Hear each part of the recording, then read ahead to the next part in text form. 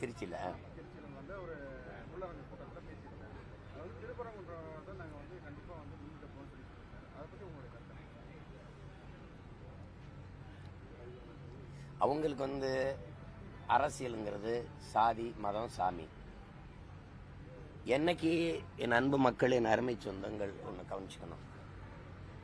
சாதி மதம் சாமியை பற்றி கவலைப்படுகிறவர்கள், அதை பற்றி சிந்திப்பவர்களுக்கு மக்களை பற்றி நாட்டை பற்றி சிந்திக்க நேரம் இருக்காது, தேவையும் இருக்காது. நாடு மக்கள் அவர்களுடைய நல்வாழ்வு நாட்டினுடைய வளர்ச்சி அதை பற்றி சிந்திப்பவர்களுக்கு சாதி மதம் சாமி கடவுளை பற்றி சிந்திக்க தேவை இருக்காது, அதுக்கு நேரமும் இருக்காது. இதுதான் யதார்த்தம். இது நான் வணங்குற என் தலைவன் பிரபாகரன் என் முருகன் மேல ஆணையா சொல்றேன். இதுதான் சத்தியம். இதை நீங்க புரிஞ்சுக்கணும். நீ எனக்கு திடீர்னு என் முருகன் மேல உனக்கு பக்தி வருது? நான் அதே மலைக்கு கீழே திருமுருக பெருமிழா எடுக்கும்போது நீ எங்க போயிருந்த? நான் வெற்றி வேல்னு தூக்கும்போது நீ எந்த திசையில் இருந்த? இத்தனை ஆண்டுகள் இல்லாத திடீர்னு என் முருகன் மேல உனக்கு பக்தி வர காரணம் சொல்லு. ஏன் நீ போன ஆண்டு திருப்பரங்குன்றத்துல அதே மலை இருந்துச்சுல, அதே சுடரேற்ற தூண் இருந்துச்சுல, போன வருஷம் என்ன தீபம் இல்லையா, இல்ல தீக்குச்சி இல்லையா, இல்ல எண்ணெய் இல்லையா? 2 மாசத்துல தேர்தல் வருதுன்னா உனக்கு சேட்டை. மக்களை பற்றி சிந்தி.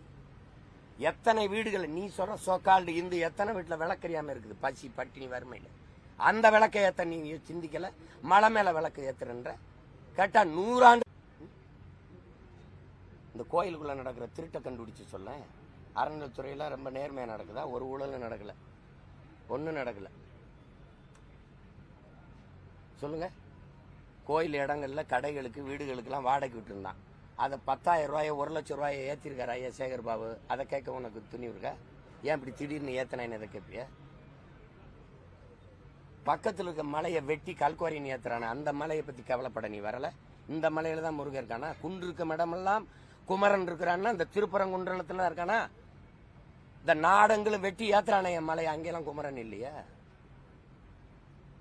சொல்லுங்க. அந்த மலைக்கு நீ போராட வரல. ஒருவேளை இதையும் கல்குவாரி ஆக்கிட்டாருன்னு வச்சுக்கிறோங்க ஐயா ஸ்டாலின், அப்ப போராட வருவியா? உனக்கு அரசியல் இல்ல, சாதி மதம் சாதியை கட்டி பிடிச்சிட்டு அழுகுற. மக்களின் பிரச்சனைக்கு ஒண்ணு நின்றுக்கேன்னு சொல்லு. இவ்வளவு பேர் இவ்வளவு தலையிடுறீங்களே. என் மீனவன் கடலுக்குள்ள மீன் பிடிக்கிற உரிமை இழந்து நிக்கிறான், நீ அதுக்கு போராட வந்தியா? காவிரி நதி நீருக்கு நாங்க ஒவ்வொரு தடவையும் கையேந்தி நிக்கிறோம், அதுக்கு அந்த உரிமையை போராடி பெற்றுக் கொடுக்க வந்து நின்னியா? எந்த இடத்துல எனக்காக நின்றுக்க நீ?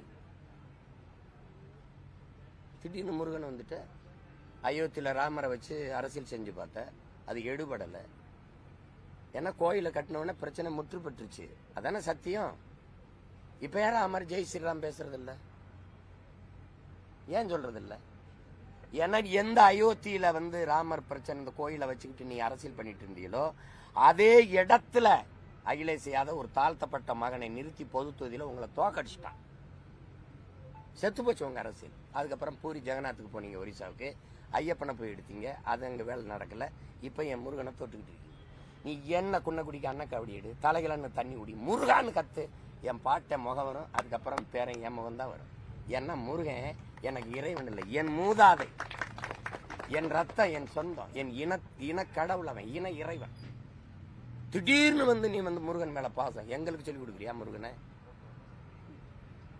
என்ன செஞ்சிருக்கணும்? இரு சமூகத்தார், நீங்க சிக்கந்தர் தர்காவா நீங்க அங்க கொண்டாடுங்க, இதையும் கொண்டாடுங்க. என் மக்கள் எல்லோரும் சமமா தான்.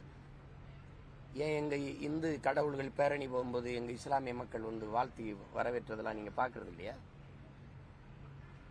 இஸ்லாமிய எங்க அரேபியால இருந்து இங்க இறங்கி வந்தானா? இல்ல என் சொந்தக்காரன் தானே வேறி இருக்கான், மாறி இருக்கான். சொல்லுங்க. போன ஆண்டு இந்துவா இருந்த என் தம்பி யுவன் சங்கர் இப்ப இஸ்லாத்தை ஏற்றிருக்கான்.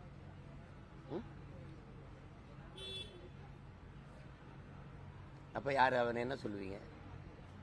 அரேபியால இருந்து வந்தான், பங்களாதேஷ்ல இருந்து வந்தான்னு சொல்லுவியா நீ? தமிழர்கள் நாங்கள் இறை வழிபாட்டிற்காக இஸ்லாத்தை ஏற்றிருக்கிறோம். இஸ்லாமியர் நாங்க தமிழர் ஆகல, தமிழர்கள் நாங்க ஏற்றிருக்கிறோம். ஓர் இறை அல்லாவை ஏற்று, நபி மொழியை ஏற்று, ஓர் இறை அல்லாவை ஏற்று நாங்கள் இஸ்லாத்தை ஏற்றுக்கிறது எவ்வளவு சத்தியமான உண்மையோ அப்படி எங்கள் முன்னோர்கள், எங்கள் இன மூதாதை முருகனுங்கிறது உண்மை. அதுல யாரு எதுக்குறமா? நீ முருகனை வழிபடாதீன்னு யாரும் எதுக்குறாங்களா? யாராவது போறாங்க? பிரச்சனையை நீ உண்டு பண்ணி அதன் மூலமா ஒரு அரசியல் அறுவடை செய்யணும்னு நினைக்கிறேன்.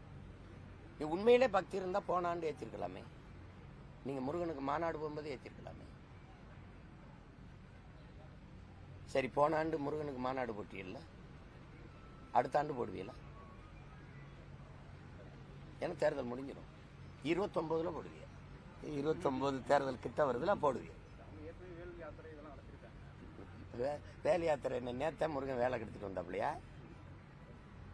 இத்தனை வருஷமா வேலு என்ன அவர்கிட்ட கையில் இல்லாம அடமான வச்சிருந்தாப்லையா?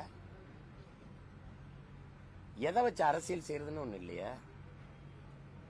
சொல்லுங்க.